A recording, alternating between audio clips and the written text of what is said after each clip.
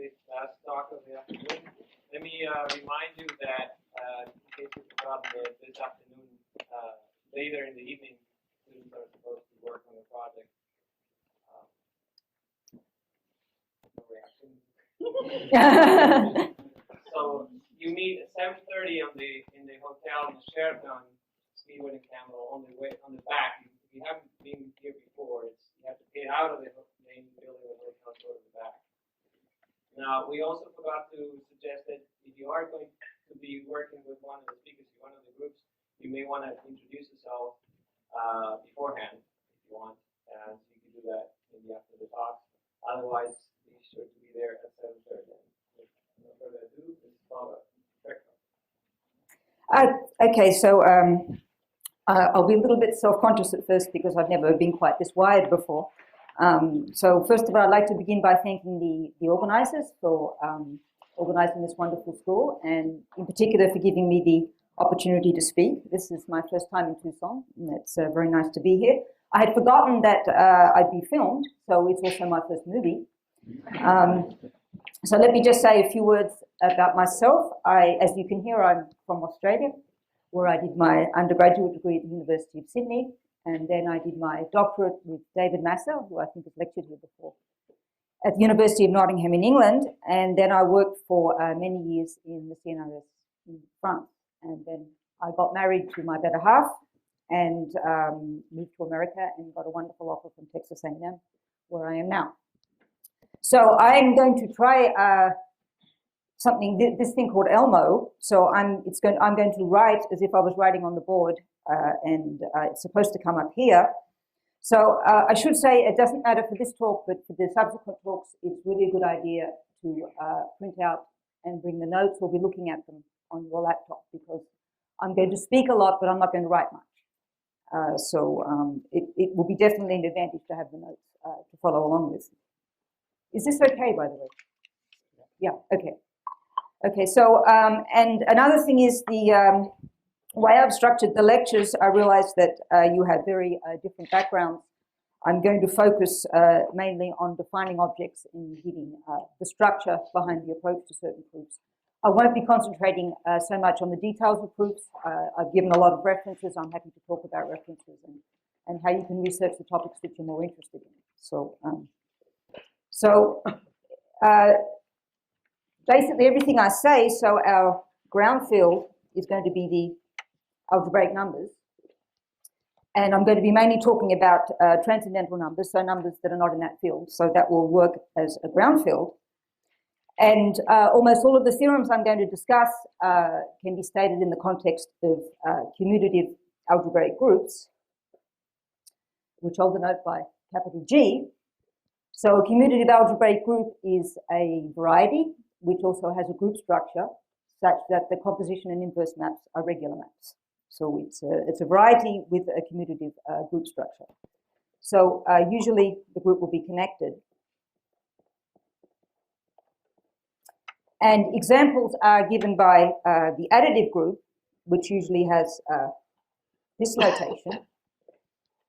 And the complex points of that are just the complex numbers under addition. Actually looks better up here than down here.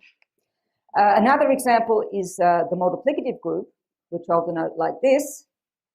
And its complex points are the non-zero complex numbers under multiplication. And once you're working over an algebraically closed field, there's a structure theorem about these commutative algebraic groups that says that there's a maximal linear subgroup, which is a product of a power of the additive group by a power of the multiplicative group. So this is a maximal linear subgroup such that the quotient of G by L is a projective commutative algebraic variety, otherwise known as an abelian variety.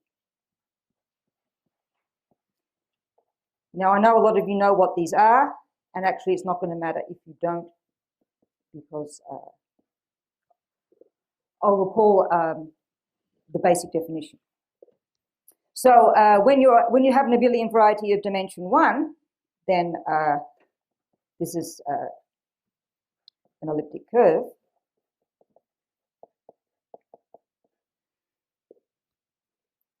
And the complex points of an elliptic curve can be represented as the complex numbers quotiented out by the translates by elements of a lattice. And so a lattice has two generators, which I call omega 1 and omega 2. And you can assume that omega 2 over omega 1 are in the upper half plane. So this is the complex numbers with positive imaginary part. So I expect a lot of you, of course, have seen this already. So I'm not going to use it much, but I want to recall that once you have a lattice in the complex numbers, you can define the associated Weierstrass fractions. So this is given by 1 over z squared plus the sum over the non-zero elements of the lattice of 1 over z minus omega squared. This is the longest sentence I'm going to write in the whole thing, minus 1 over omega squared. And by construction, you can see that that's invariant by the action of the lattice by translation. So it's well defined on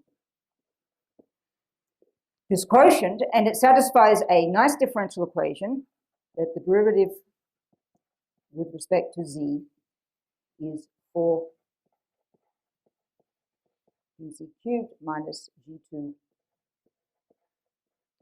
pz minus g3, where g2 and g3 are called the invariants, and they depend on the lattice. And usually when I say the elliptic curve is defined over q bar, I mean that the invariants are in q bar. So this in particular gives you a parameterization. So this is the equation of the elliptic curve associated to this lattice.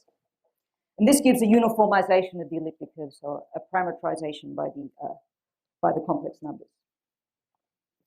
So once for all of the commutative algebraic groups, or abelian varieties about which we'll speak, something which is very important is the endomorphism algebra. So the endomorphism algebra of something. So the little zero here is to distinguish it from the endomorphism ring. So it's actually the endomorphism ring tensored over z by q.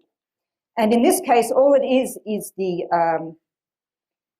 the homodices. So if you like, it's the maps z goes to alpha z, where this is just multiplication by a number alpha, which leave the lattice invariant.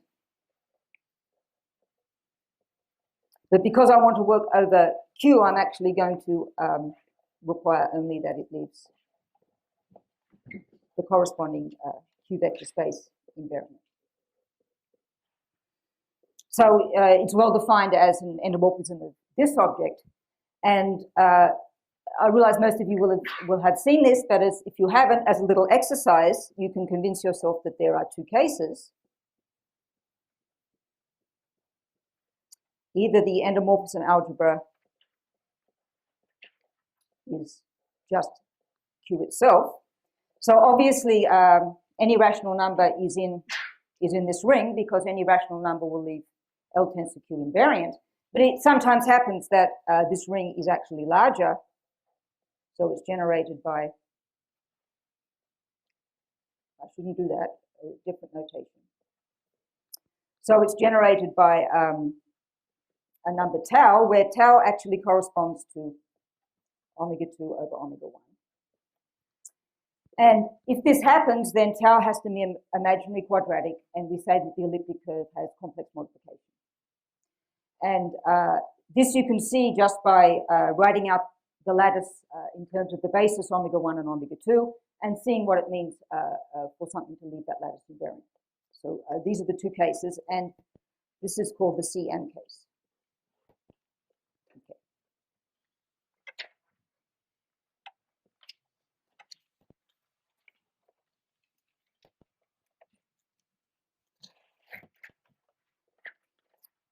So in dimension, so if we're looking at an abelian variety in dimension G,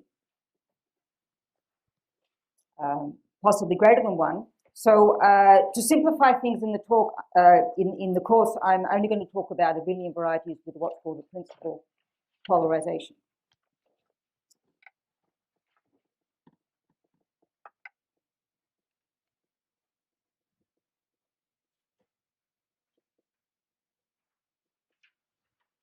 So the polarization is something that's not seen in dimension 1, but it's extremely important in higher dimensions. So if you care about abelian varieties, you should know what these are.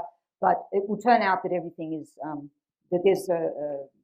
everything is principal in this case. So I won't need to mention the polarization. So if you look at the complex points of an abelian variety, then everything is a little bit like in the elliptic case, only in higher dimension. You can represent this as a complex torus now. So that's a G-dimensional Euclidean complex space, modulo a translation by elements of a lattice, when now the lattice has rank, instead of 2, has rank 2G.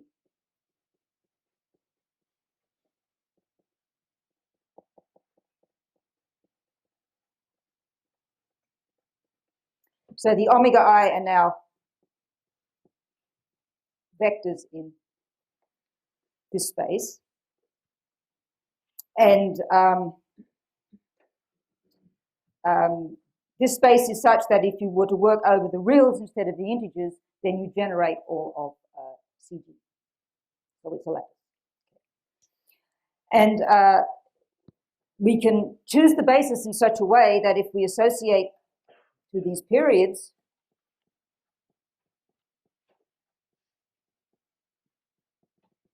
two matrices, so the first matrix has columns, the first G element of the basis, and the second matrix has columns, the last G. So you can choose the basis in such a way that when you form these two matrices and you take their ratio, so this is the analog of little omega 2 over omega 1, except you have to be a little bit more careful of the order now. So these are matrices now.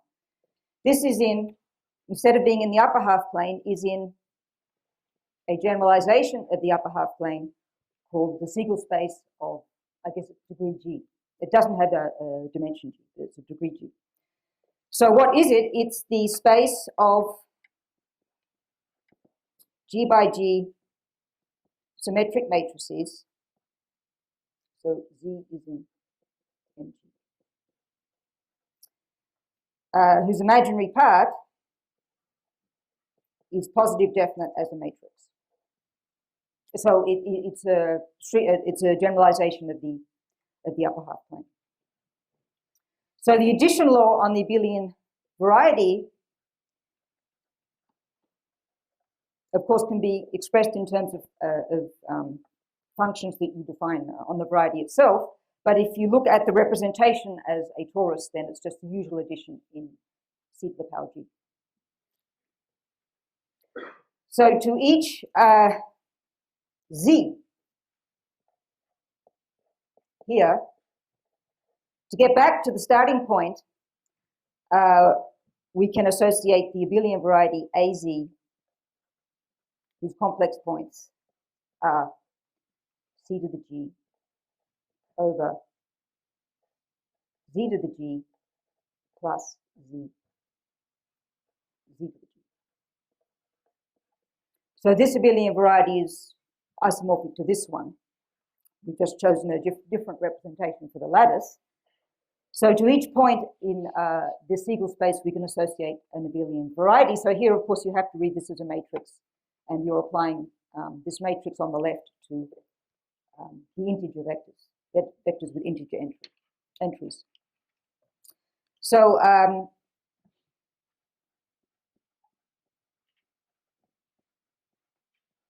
so the symplectic group is the matrices in M2G Z such that and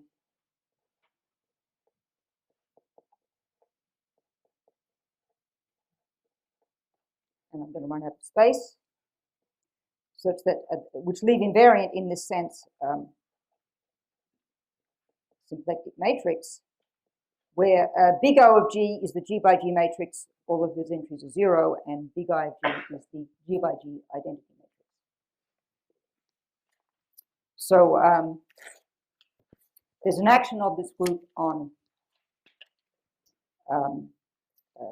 the upper half plane.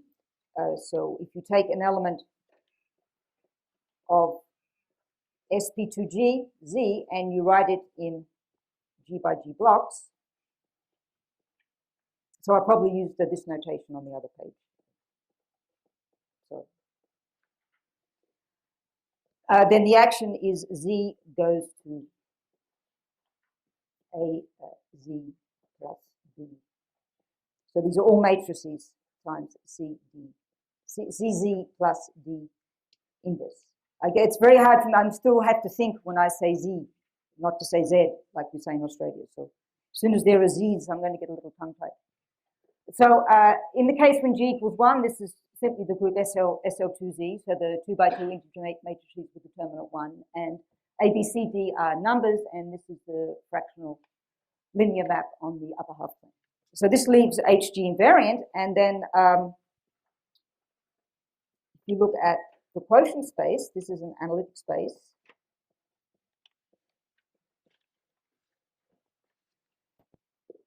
And it's called the Siegel modular variety because it does actually have the underlying structure of a quasi-projective variety.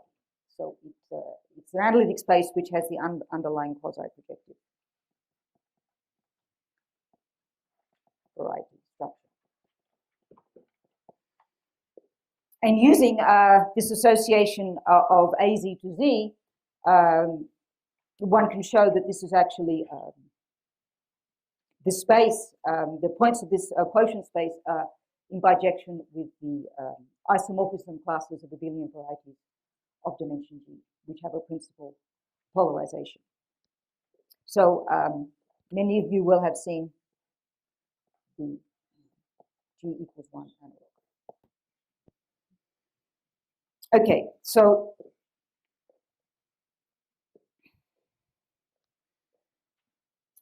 there's a theorem called the Poincare irreducibility theorem, which says that if I take an abelian variety, then up to isogeny, so isogeny basically means that your two abelian varieties are in the same sp2gq orbit, or you can think of it as two abelian varieties are isogynous if there is a surjection from one to the other with finite kernel.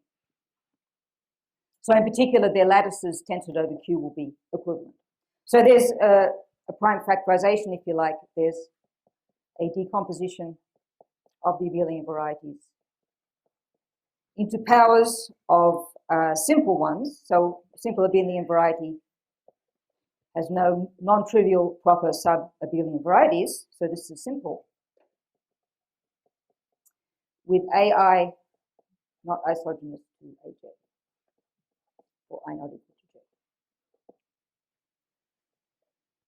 Okay, so there's a structure theorem, and that enables us to, for most of the things I'm going to talk about, to reduce to the case where the abelian variety is simple. So in the same way as we did for elliptic curves, we can define the endomorphism algebra. So you can always go up to representation as G-dimensional Euclidean space divided by a lattice and look at the maps on C to the G which leave the lattice invariant RQ tensor by Q. So defined in the same way. And this is a division algebra. So when AI is simple, this is a division algebra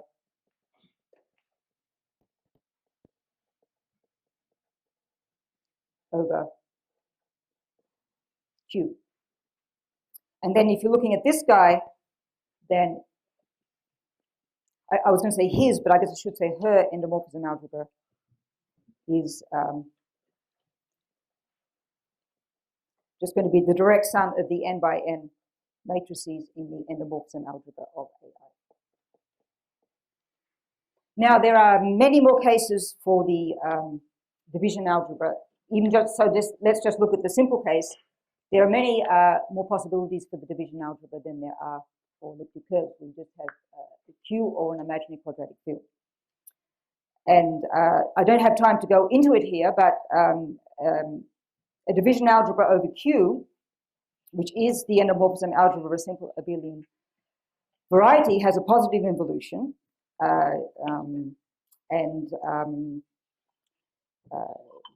The possibilities for this division algebra have been classified since the 30s, and there are 4 types: type 1, 2, 3, 4.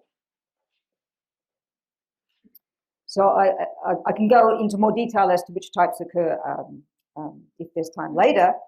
We'll be particularly interested in a special case of type 4, and the special case of type 4 is, once again, as for the elliptic curves, when the abelian variety has complex modification. So if A is simple,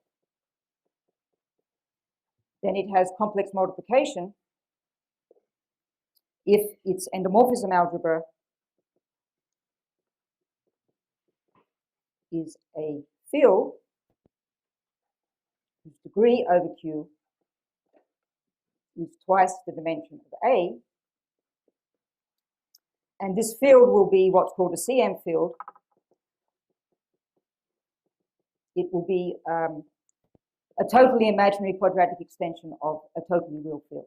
So a totally real field is a field such that all of its embeddings into the, all of its Galois embeddings into the complex numbers land in the real numbers. So you will have L over F equals 2 for F totally real.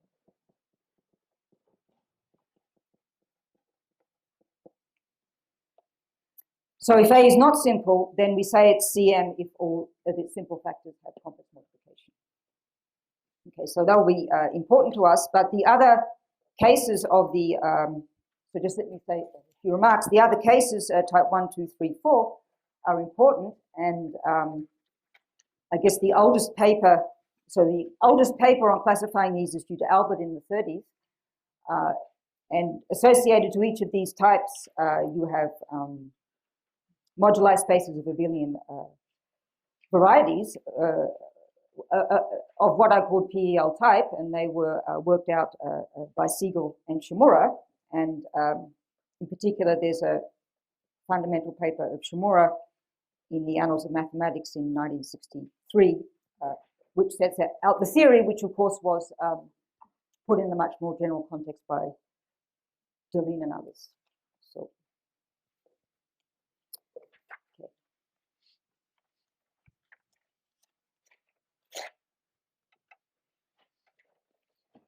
So we'll be interested, as I said, in abelian varieties.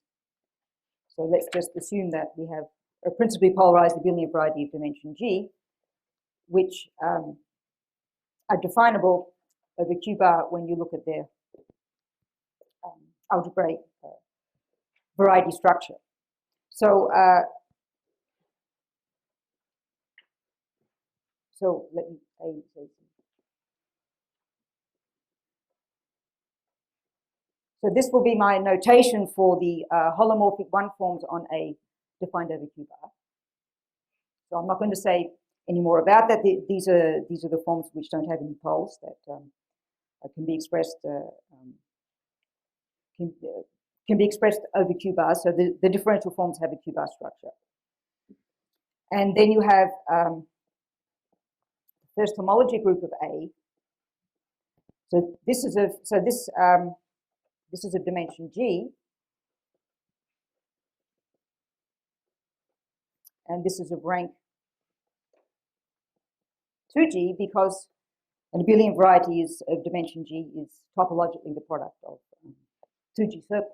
So the homology has a rank 2G.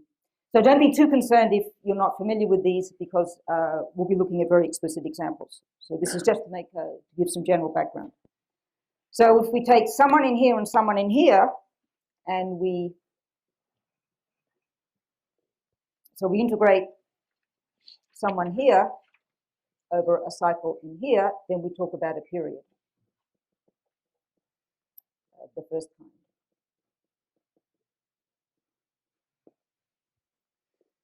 And so as I've written in the notes, the generators of the lattice, which remember are vectors in C to the G, their components can be expressed in terms of periods. So the ith component of the jth vector will be something of this form, or a specific basis of this and a specific basis of this. So we're going to be particularly interested in the case of something called the Jacobian of a curve. So X is a smooth projective curve of genus G. So you can see why it's an advantage to bring the notes, because I'm following quite closely the notes and I'm writing a lot less. So, one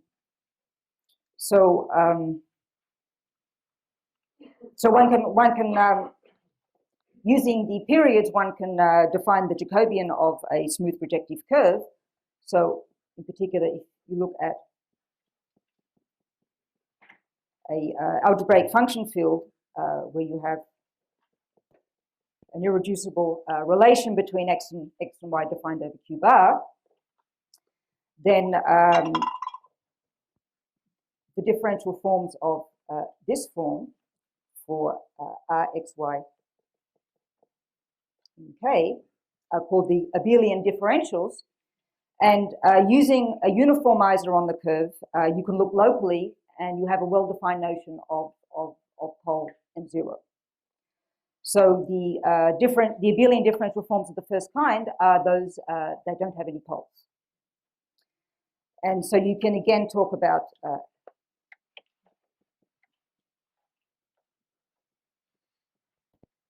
the holomorphic differential forms on X defined over Q bar. Once again, you will have dimension G. And you also have, of course, the homology of the curve. So once again, X is topologically the product of 2G circles, so this is a rank 2G.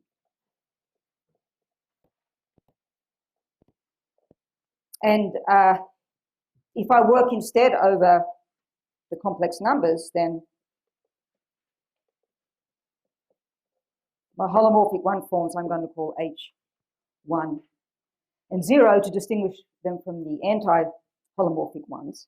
And by integrating such a differential form over a cycle, you define an element of the dual of this. So you can view H1, the homology group, as being inside the dual of the holomorphic one forms. And this quotient is a principally polarized abelian variety of dimension G. So you should think of this as being C to the G over a lattice. So this is an abelian variety called the Jacobian of X.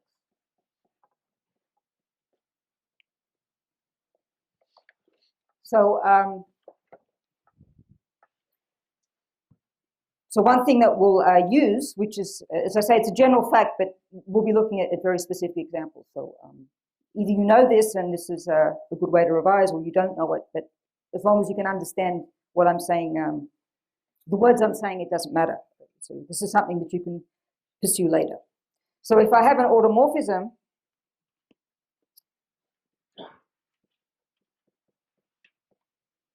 of this curve, then that automorphism, in fact, will determine an endomorphism of the Jacobian.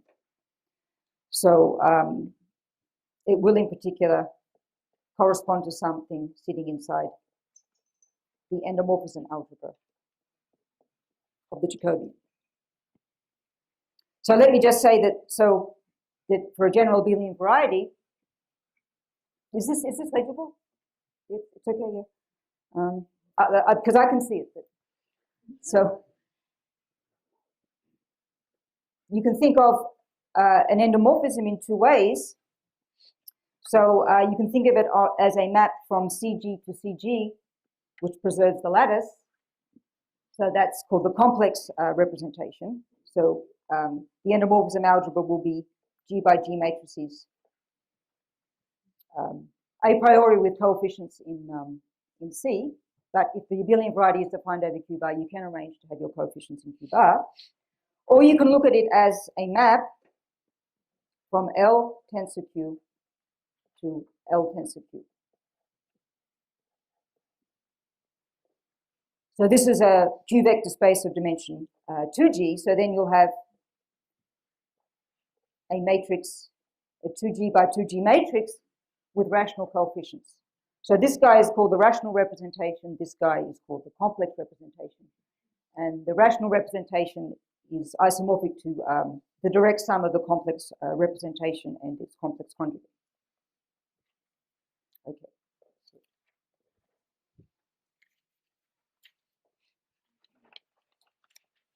Is this okay for everybody? Too fast? Too slow? No? Yes? Oh, too fast. Okay, so we're going to be particularly interested in, especially when we come to talk about the work of Wolfart, which was related, by the way, to the lectures of Fritz Beukers on G functions. We're going to be interested in a particular family of curves, which are called cyclic covers.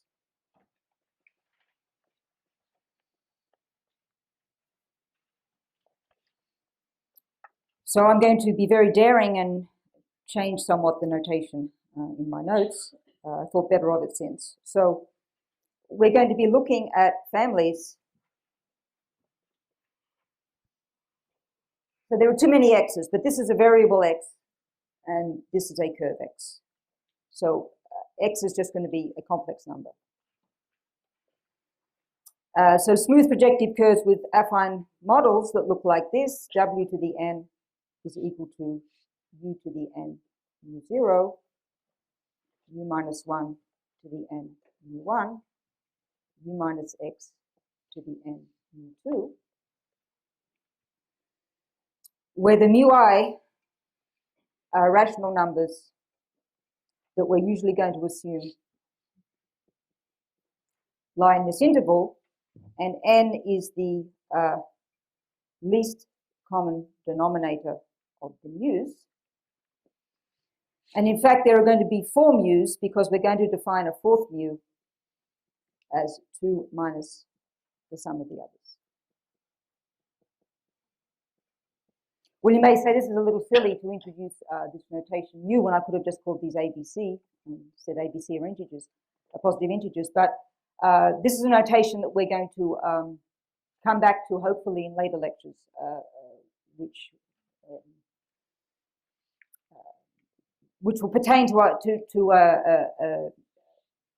a family of curves with a parameter space of higher dimension, and it's notation actually used by Delin and Moscow in a paper of theirs that I want to refer to. So that's the reason for this weird and confusing notation. So this is a cyclic cover of the projective line, and of course strange things are going to happen. So I've written C here, but I could have written P1. Strange things are going to happen at x equals 0, 1, and infinity, because some of these factors are going to combine. So this clearly has an automorphism.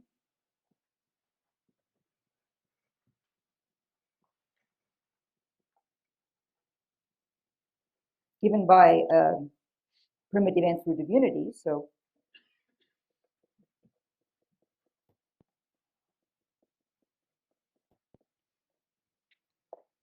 So in the notes, I've just done this for n prime. So so this defines an automorphism of the abelian variety. So you can see that, so let me call this zeta,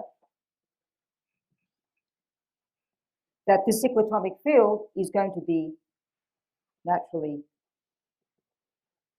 in the endomorphism algebra of the Jacobian. So this is the Jacobian.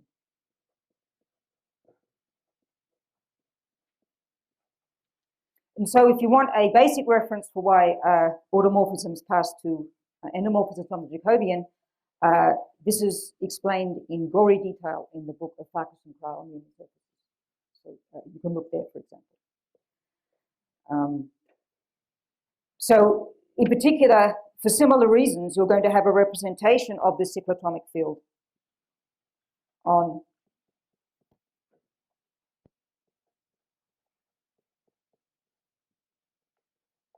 the holomorphic differential forms defined over Q bar. And these can be written in terms of both the numerator, so they can be written as some rational function times dx, and the rational function can be expressed as a quotient of polynomials in x and y, and the action is simply going to be the action of,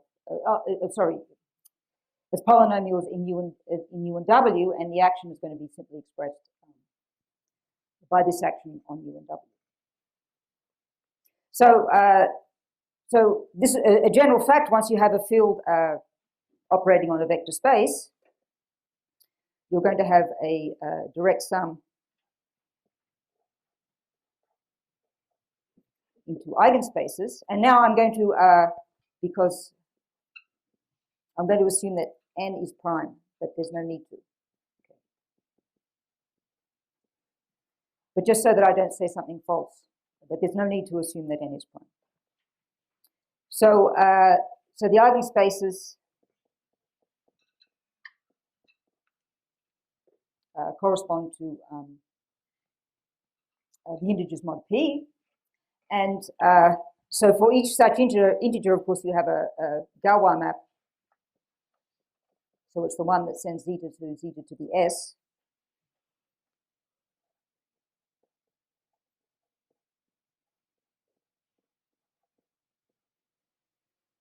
And so this eigenspace is going to be such that if Vs is in Vs, then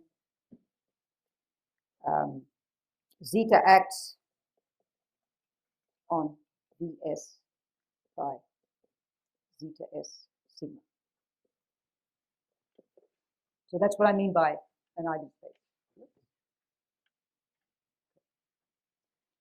So the dimensions of these eigenspaces were computed by Lefschetz. And I did it as an exercise to myself. It became part of the notes on part 4. I actually did this computation. If you look at my lecture notes, in the section I've called notes on part 4, I've computed the dimension. And I kind of stole this little computation from a paper of Volta, where he did this work again. Again, you don't have to assume that you're in the prime case. But this was originally done by Lefschetz a long time ago. So the dimension of this space is -1 plus the sum from I equals 0 to 3 of the fractional part of S mu I. So fractional part means that we take a real number x and we subtract off, I think it's called the floor of x, the largest integer less than or equal to x. So it's not the integer part. So, so this is an exercise that you can follow in the back. And this will also be important if we get to talk about the higher dimensional case, because these dimensions pop up in the paper of Delina Mostar also. So as an exercise in the definition of fractional part, you can convince yourself that Rs plus R minus S equals 2. And because the sum of the mu's is 2, when I put s equals 1 here, these numbers are chosen between 0 and 1, so the fractional part is just going to be the mu. You'll get that R1 is 1. Okay.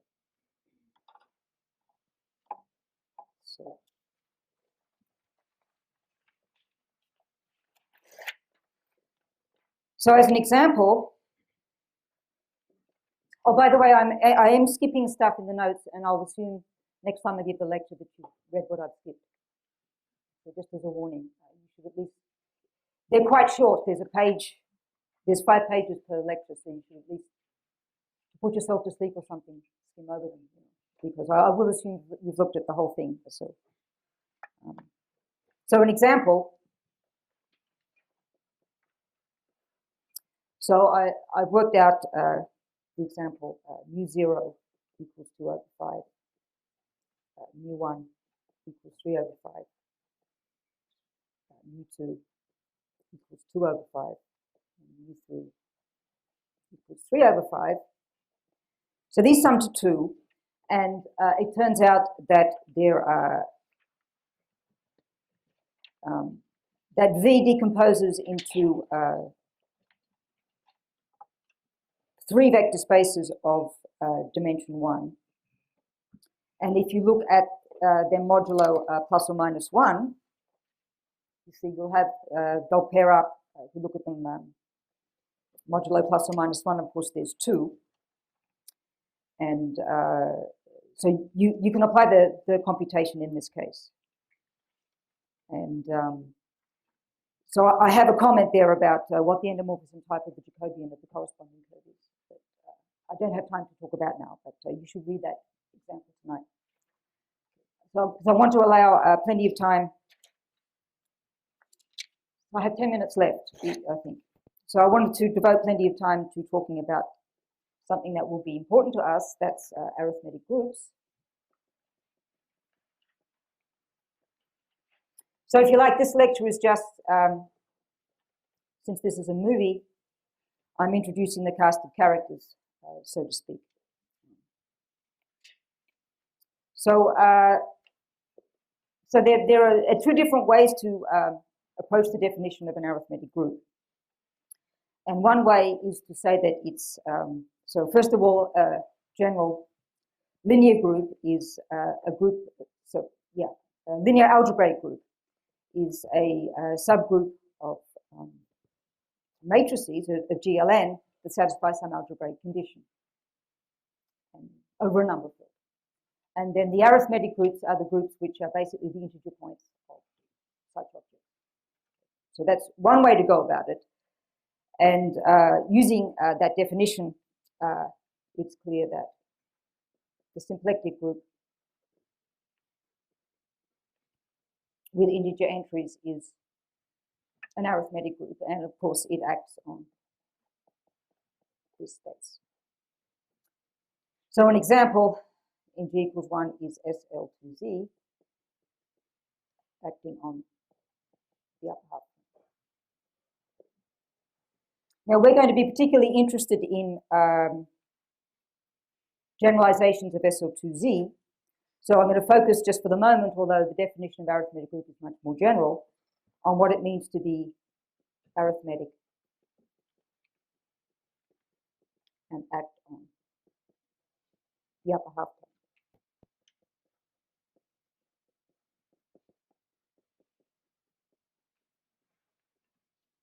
And remember, this action is always Z goes to AZ plus B over CZ plus D. And gamma will be some group of matrices. So, so that definition is in terms of quaternion algebras. And it's not at all obvious that these 2 approaches are equivalent, but there is actually a nice little paper describing why the 2 things are equivalent, I think, by Mochizuki. So, so a quaternion algebra over a field F is a central simple algebra of dimension 4 over F, and So this is not the usual notation. The usual notation is, I think it's ABF, something like this. But I wanted to simplify my teching problem, so I denote it like this. So AB are in the non-zero elements of the field F, and this quaternion algebra has basis 1 ijk, where I squared is equal to A, J squared is equal to B, and K is equal to Ij is equal to minus Ji. And this is called the quaternion algebra ABF. So over the real numbers, there are two. So it turns out that the 2 by 2 matrices are a quaternion algebra. And then there are the Hamiltonians given by -1 and -1r.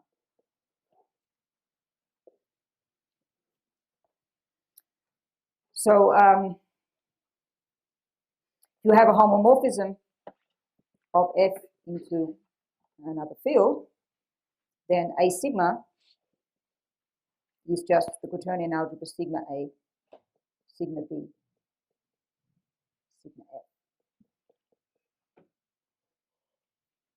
And then if you tensor this by K, then this is just sigma A, sigma B.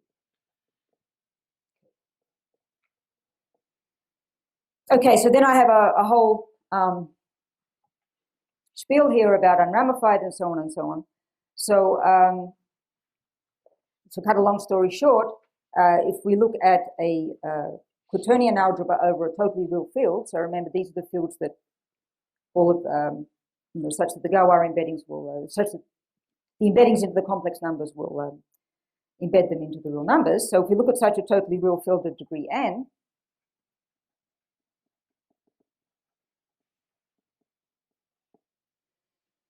and then we look at the quaternion algebra ABF, and then we tensor over R, then this is going to split up into a product of the basic ones over the real numbers. So many copies of the 2 by 2 matrices and so many copies of the Hamiltonians. And we're going to assume that we're in the case that we get one copy of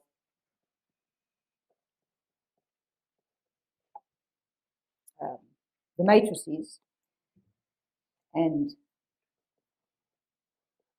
so the degree is n, so there's going to be n -1 copies of the Hamiltonians. And you can assume that this corresponds to the identity embedding. So this means if you have an element x in A, so this is an assumption, of course, this doesn't always happen, then the reduced norm of x can just be defined as the determinant of the matrix corresponding to x over here. So let me call this map row 1. So it's just going to be the determinant of row 1x.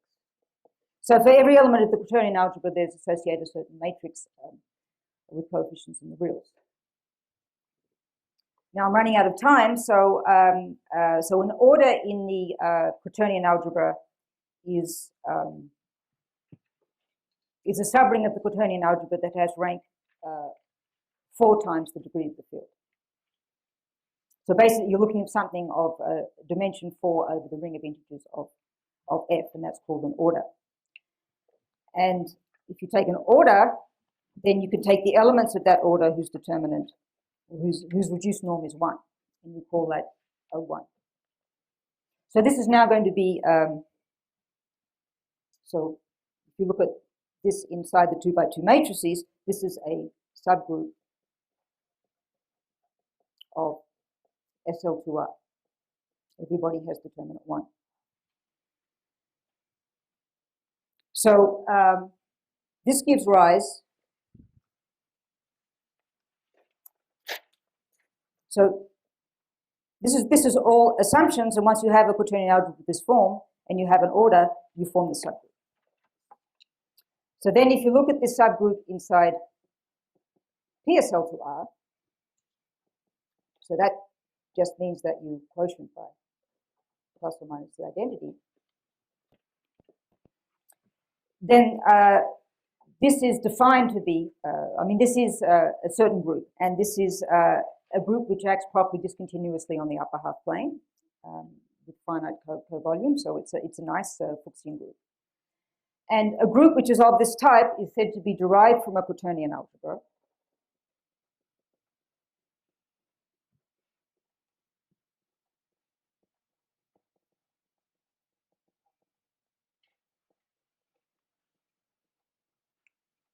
So the arithmetic groups aren't quite the groups derived from a quaternion algebra.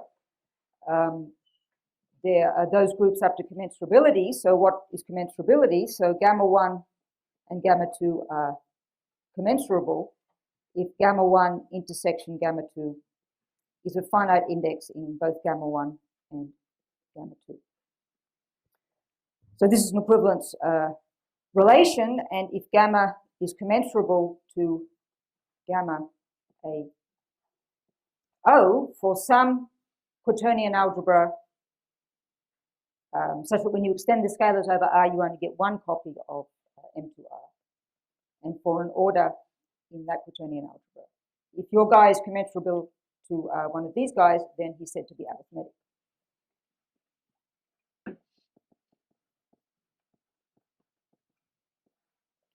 So in practice, for what we're going to talk about, this is the reason I introduced this definition and not the nicer one, which just talks about integer points, is that this is the definition that is most often used when one's trying to actually find which groups are arithmetic. And the fact that these two definitions are equivalent, well, one way is easy and the other way is not so easy. And I just want to make a little publicity for this paper, because this is the only paper where I've seen it written out nicely, but there may be others. In particular, there may be textbooks. But if you look in the book of Kartok, for example, it's the quaternion algebra definition, which is used, and she says it's a result of A that the two things are equivalent, but I never found this in A. So there's a nice paper, so if you're interested in lots of things, this is actually a nice paper for lots of reasons. But my time is up. Yeah. Okay, so this paper is in, so this paper is in my references in the Journal of Pure and Applied Algebra 131 in 1998. So it's in my references. So this is a really fun paper for lots of reasons, and in particular he includes a proof of the equivalence of these two definitions. So I'm going to actually I'm ashamed to have gone over 2 minutes. So I'm going to stop. So this is basically the style of the lectures. You'll see there's I've tried to be systematic. There are 5 pages in each lecture. Each page is 10 minutes. So when my 10 minutes is up, I'm going to move to the next page. So you should look over the notes to see what I haven't said. And if you want to know more things, apart from asking me, I have some reference lists which I will expand. So if any of these things, you think you like the look of, then you can pursue them maybe after the school or with me in the evening. Okay, thank you for your attention.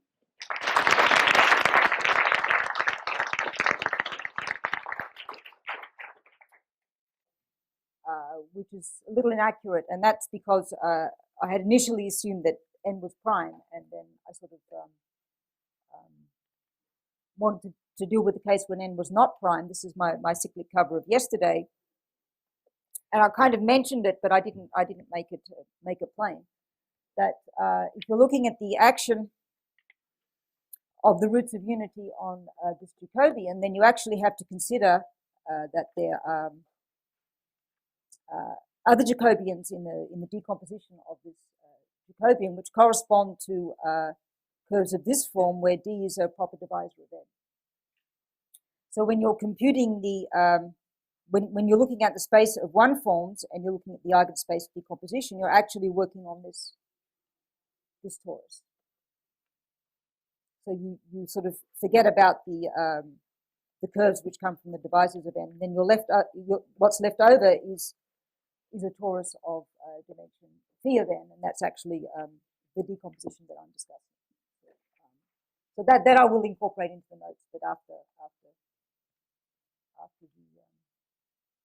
winter school. The new part, yeah, it's like the new part, yeah.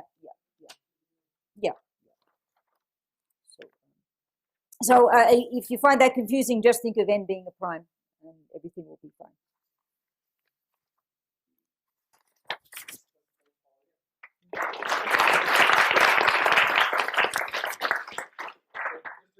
We have